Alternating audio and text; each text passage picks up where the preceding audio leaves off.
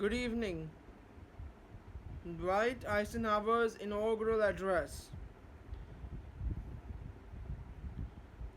My fellow citizens, the world and we have passed the midway point of a century of continuing challenge.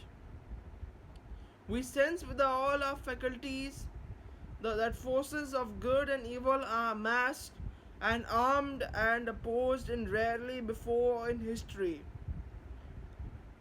Since this century's beginning, a time of tempest has seemed to come upon the continents of the earth. Masses of Asia have awakened to strike off the shackles of the past. Great nations of Europe have fought their bloodiest wars. Thrones have toppled, and their vast empires have disappeared. New nations have been born. For our own country, it has been a time of recurring trial. We have grown in power and in responsibility. We have passed through the anxiety of depression and of war to a summit of unmatched No good poses. in a human history. In the swift rush of great events, we find ourselves groping to know the full sense and meaning of these times in which we live. In our quest of understanding, we beseech God's guidance. How far have we come in man's long pilgrimage from darkness towards the light? Are we nearing the light, a day of freedom and of peace for all mankind? This trial comes at a moment when man's power to achieve good or to inflict evil surpasses the brightest hopes and the sharpest fears of all ages. We can turn rivers in their courses, level mountains to the plains. At such a time in history, we are free must proclaim anew our faith. This faith is the abiding creed of our fathers. This faith defines our full view of life.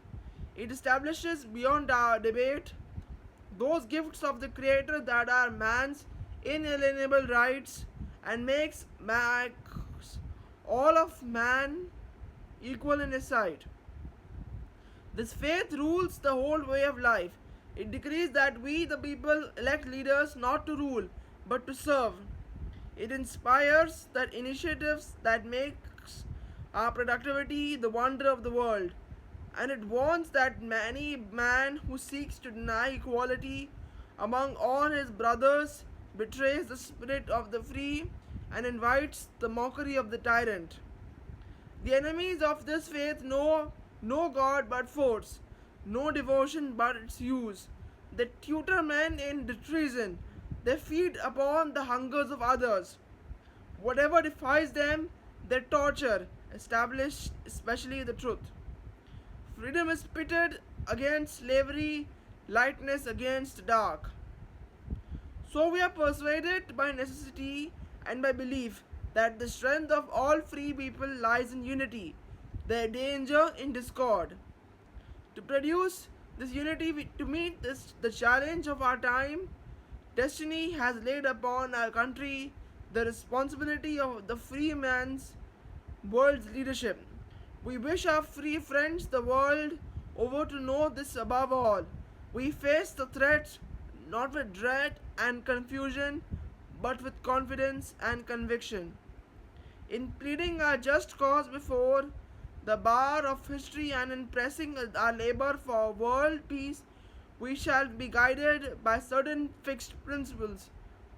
Abhorring war as a chosen way to bark the history, the purpose of those who threaten us, who hold it to be the first task of statesmanship to develop the strength that will deter the forces of aggression and promote the condition of peace.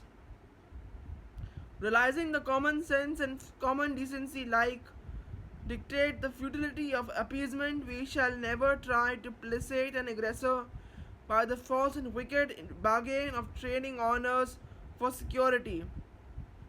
Knowing that only a United States that is strong and immensely productive can help define freedom in the world.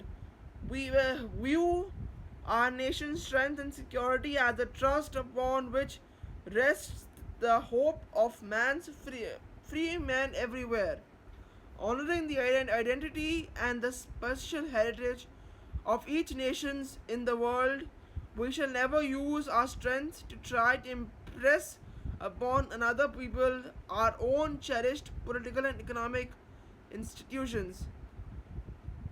Regaining and recognizing economic health as an indispensable basis of military strength and the free world's peace, we shall strive to foster everything, everywhere, and practice ourselves policies that encourage productivity and profitable trade.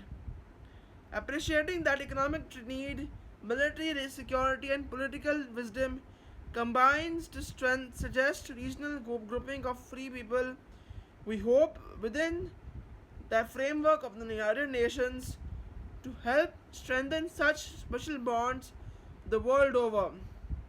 Conceiving the defense of freedom like freedom itself to be one and indivisible.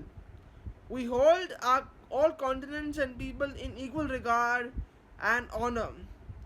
Respecting the United Nations as the living sign of all people's hope for peace, we shall strive to make it not merely an eloquent symbol but an effective force.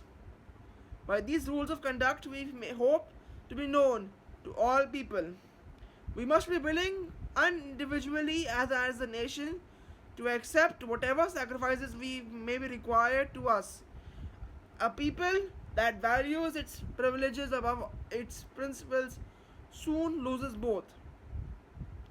And so, as each citizen plays an indispensable role, the productivity of its heads, our hands, and our hearts is the source of all strength we can command for both the enrichments of our lives and the winning of the peace.